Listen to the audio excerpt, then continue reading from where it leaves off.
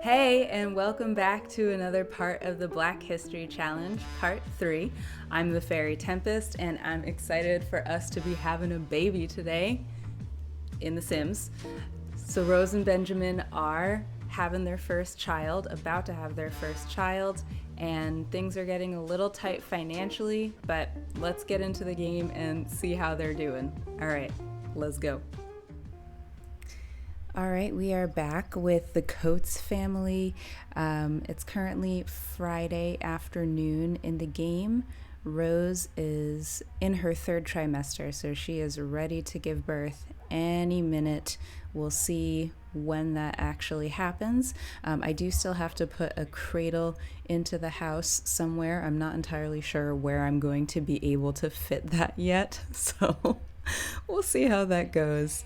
So let's see, tomorrow we have Easter coming up, so we'll have egg hunts and we'll have to attend a holiday ceremony, give flowers, and the flower bunny will come. And then Sunday, I do really want to have a church service event and sort of explore the get to church mod a little bit more. So let's see. Is it working? All right, for some reason I can't invite the pastor even though I have a sim marked as the pastor. Well, apparently we're just not able to do that right now.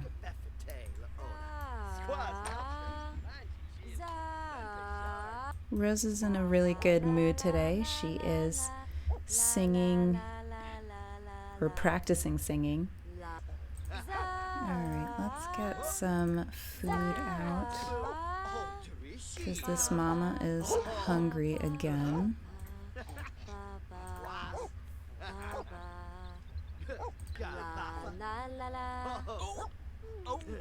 Rose actually, she's had a pretty happy pregnancy. She's been pretty calm and pretty excited this whole time, which makes sense. So she wants to have a big happy family, so this is something that she really wants, is really excited for. Let's have you weed. Let's try and set up their room for the baby. All we need to do is fit a crib in here. As you can tell, that's not going to be a small feat, because it is cramped in here. Oh my god, and they don't have enough money to get a bassinet. Okay. Okay. So then I think I'm gonna have to break my original rule of not selling anything from their personal garden. All right, Benjamin, why don't you harvest some carrots, harvest some green peas. Let's also get you to give him some of these that you have. We'll keep the ones that May has, and then we're gonna send him to the Willow Creek Market to sell those. So we're gonna go over here to Willow Creek Market. I mentioned this in the beginning of the series, sort of when I was introducing everything. So this is not a build that I created. This is something that I pulled off the gallery, but we're just gonna have him go by himself. And I wanted to create this space as sort of an relatively accurate representation of where farmers would sell their crops, where they would be trying to make a little bit of profit. Alrighty, so we're here at Willow Creek Market. Give a little tour briefly, actually. So you walk in, and we've got all of our wares over here on the walls. A lot of custom content in here. And then if we come upstairs, oh, too far. All right, so this is sort of the storage. This is where any food that needs prepping, that's where it would be prepped. We've got different storage containers of vegetables, and I think we got some potatoes, some tomatoes, some game fowl up on the wall there that need to be cleaned. Oh God. Got some fish in a bucket over there, and all that good stuff. So let's see if we have any interested buyers for our crops. Let's ignore their weird clothing. We're just gonna pretend that this is all normal. Can I like sell them my stuff?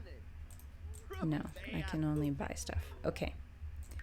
So we are going to sell our carrots and our green peas, and that brings us up to $200, which is literally just enough to buy the cradle. Gonna have to change your guys' outfits because you look crazy for this time period. All right, that was a successful market trip. So we're gonna head on home. Oh, I almost forgot. Yeah, this is like a sort of an outdoor market. Oh, I could have had him do it here, like set up a table here. Okay, I'm gonna remember that for next time. All right, thank you so much, Benjamin, for getting just enough money so that we could purchase a fine new cradle. So let's get this one, this nice wooden one here. Oh boy, where are we going to put the baby? All right, so we've managed to fit the cradle in here. I've squeezed the bedside table into the corner and just play tested everything so they can still get to the bed, get the laundry, all of that good stuff. May, while I had my back turned, is... What are you doing? What is this? Elote. Ooh, I don't know what that is. I'm gonna have to look that up. No, sorry. Rose, come use the bathroom. So obviously, since she's in her third trimester, she is almost ready to go. So that baby is really pushing on her bladder. Looks like her sister has come, maybe to give some moral support before the baby comes. So this is Esther. This is Rose's eldest sister. And they are very close, so she would obviously know that the baby is about to come. No. Resume the elote. Come on. Finish what you started. Please don't let it burn. Rose is tired. She is literally growing life, so that makes complete sense. Benjamin has been taking this all in stride. He is really excited to have his firstborn coming. I think he's most excited for it to be a boy. I think that he's looking forward to having a little Benjamin Jr. in the house. All right, well, since her sister has gone to bed, why don't you why don't you seek some advice from Esther? I mean, she has 2 children. She has 2 toddlers at home. Don't let him wake you up. Lecture River about waking you up, because that is rude to wake up a pregnant lady, honestly. Okay, well, since you're up, why don't you come give her... She knows about your pregnancy. You don't have to announce your pregnancy. Is there like an ask advice? Why don't you complain about your hormonal changes? She'll understand. She will understand that completely. Oh. Oh, that's really nice. She's feeling emotionally mindful. Emotional control is a journey. You've taken the first step, but to gain true emotional control, it requires more slow time through various thoughtful activities. I wonder if that's because she reminisced on the rocking chair recently. That would be really good. I think that's really helpful. That's good that May is taking some time for herself, because like I've mentioned a couple of times, she has really, really struggled to be present and to sort of enjoy the little things in life since being separated from her husband all those years ago. So it's nice that she's sort of able to relax and sort of, you know, practice some mindfulness, which is probably not a term that anyone in the 1870s had heard of, but in any case, it's still nice to see that for her. I really wish that there was a whole exchange name ideas. That's fun. I think if it's a boy, we're going to name it Benjamin Jr. Because Benjamin is pretty excited to be sort of like starting his legacy, you know, starting his new family. It's going to be his legacy on top of his journey to become a landowner, you know. So he is really excited for the prospect of a boy. I think Rose is excited for either gender because she wants to have a big happy family. You know, she plans on having a lot of kids anyway. She plans on having lots of girls and boys. She grew up with 2 sisters and 4 brothers, so I think she will love whatever they end up getting first. Okay, it is bedtime. It's 11:45. It doesn't look like the baby is coming tonight, so we are gonna send Esther home. Doesn't look like we need her assistance tonight. I'm going to actually, we'll keep the fire on in the kitchen for the dogs in case they decide to sleep in there tonight. Alright, it's Saturday morning. It is Easter, and Rose is still not ready to go yet, she is ready to go, but it's not time yet. Alright, let's get Rose some food, which she desperately needs. Benjamin is just bathing with his mother sleeping nearby, so, you know, casual. I guess he feels comfortable because it's his mom. Oh, River. River is afraid of bathtubs. River, oh my goodness. That's a silly fear. What do we need? Okay. Please get out of there before your mother is traumatized. What is stanky? Ooh, the food needs changing. Okay. So Rose is doing all right. She's like not even feeling that uncomfortable.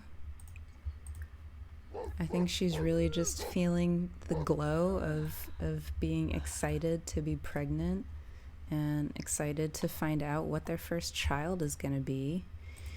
All right, let's get to our farm here. We need to weed. We need to repair the water collector.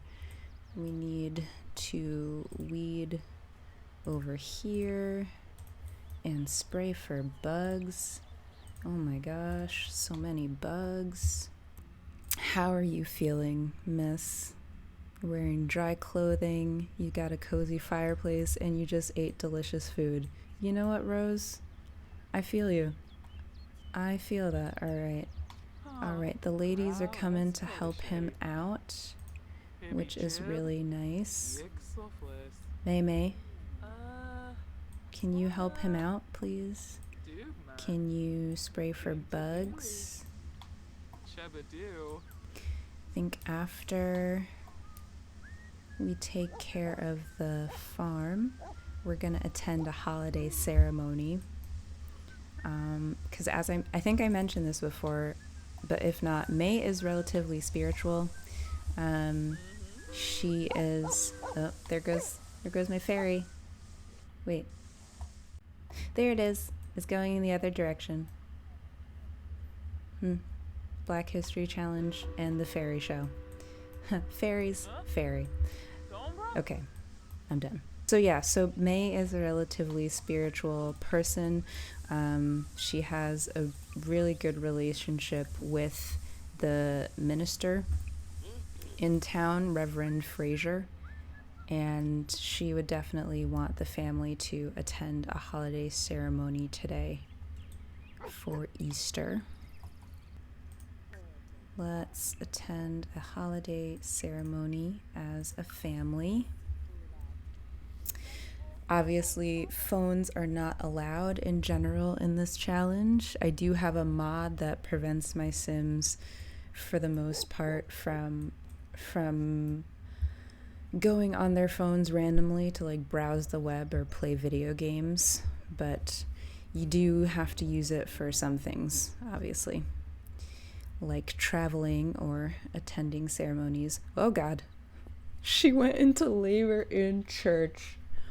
Oh my God, Rose went into labor in church. So here we go. It is happening. We're about to find out if they're gonna have a boy or a girl. Benjamin is freaking out. He's got to make sure that, I don't know, the kitchen is in order. He's thinking about the pot. Oh, wax win. Oh. Ooh. Oh. Oh, you got this. No boo. And it's a baby boy. Rose had a baby boy. So we are going to name him Benjamin Jr. Congratulations, Rose and Benjamin, on the birth of your brand new baby boy. Oh, and right on schedule, Esther has come to see the new baby. I feel like sometimes siblings have like a sixth sense, right? Like she just knew, or well, they were at church when she went into labor, so she was probably at church.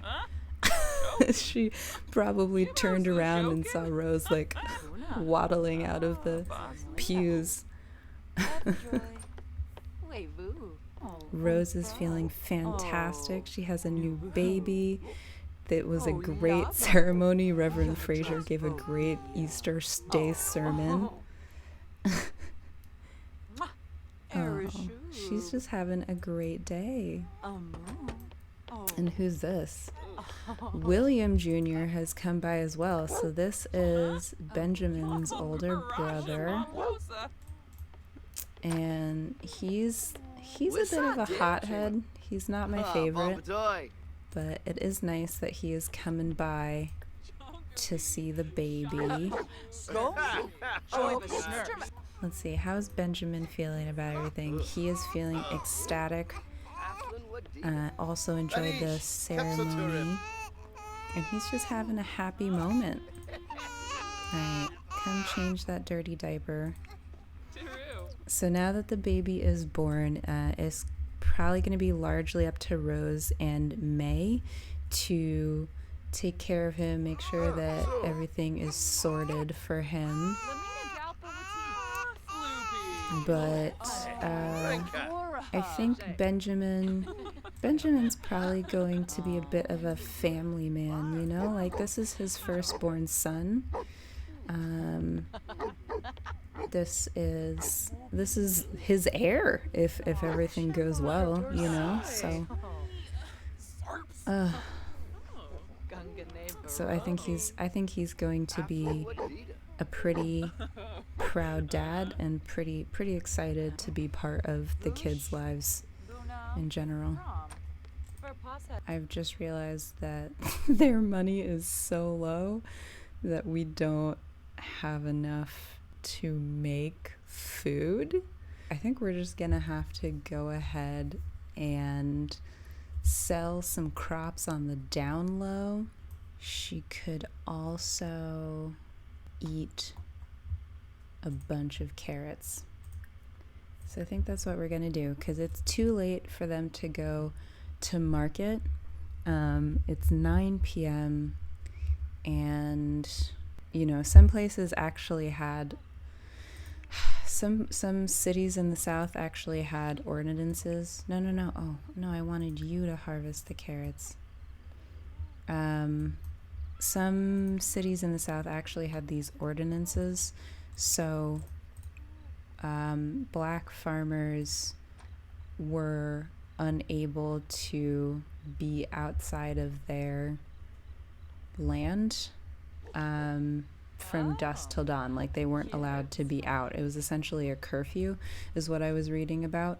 And this was put into place essentially as a way to prevent let's have you give Odie a bath. Madam, I need you to eat something before you go to bed. Please.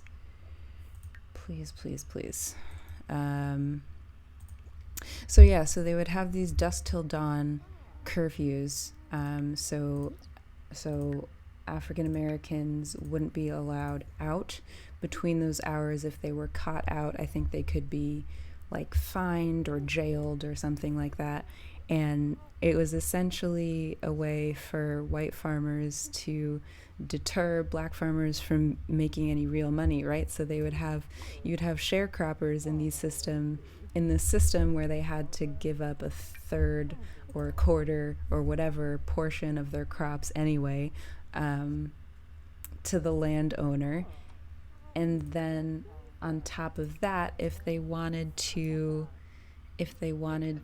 say they had a personal garden like my family does, and they wanted to sell a little bit of that instead of the crops that they were tending on the rented land, they wouldn't be able to do it because, are you broken? They wouldn't be able to do it because of this curfew. Hey y'all, I just wanted to jump in as I was editing this video to clarify a couple of things. So specifically, I was reading about these renter farmers that were in the Black Belt region in Alabama. It's unclear if renter means that they paid their rent to the landowner in cash or crops, but regardless, the main points that I wanted to make were that cotton was the biggest crop in the Black Belt area in the 1870s, and these renter farmers who were emancipated slaves also sold corn that they had grown at the highest market price. And these sales typically happen at these independent roadside markets after the workday. So there seems to be some disagreement among historians whether the outcry from white farmers was because of these black farmers' economic success, but In particular, this article that I was reading says that it only makes sense that the outcry would come from their success, and that because they were doing so well and becoming real competitors, white farmers and merchants started labeling their activities as illicit or illegal, and they lobbied their legislators to ban the sale and purchase of cotton, corn, other crops between sunset and sunrise. So, all right, let's get back into it. I mean, even with all of this, you know, African Americans in the South were still able to really reach a level of excellence in certain places. Like there were missionaries opening schools, and you know, thousands of African Americans were going to schools for the first time. There were still people that were able to create a successful life for themselves, but there were so many of these laws that really... Did you just get woken up by the dog? Okay, don't let her do that. Yeah, but there were still these laws and ordinances that were meant to keep Black people in their place, because a lot of people in the South, you know, didn't want emancipation to happen. So it is Sunday. It is the first day of summer, and my Sims literally woke up like this. Like, Benjamin is out of his mind happy. He had a great Easter holiday. He's got a new baby boy. He is being mindful and having some good control over his emotions.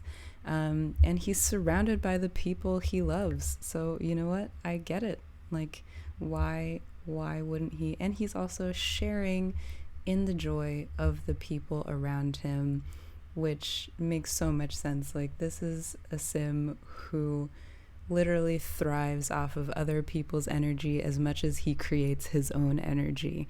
So I love that. I love how goofy he looks. Like, he's just so happy. He is loving life. He is loving his life right now. And I love that. That makes me really happy. All right, I think this is a great place to leave it. Thanks so much, as always, for watching. If you enjoyed this video, please like and subscribe for even more Black History Challenge videos coming your way. I will see you all in the next one. Bye.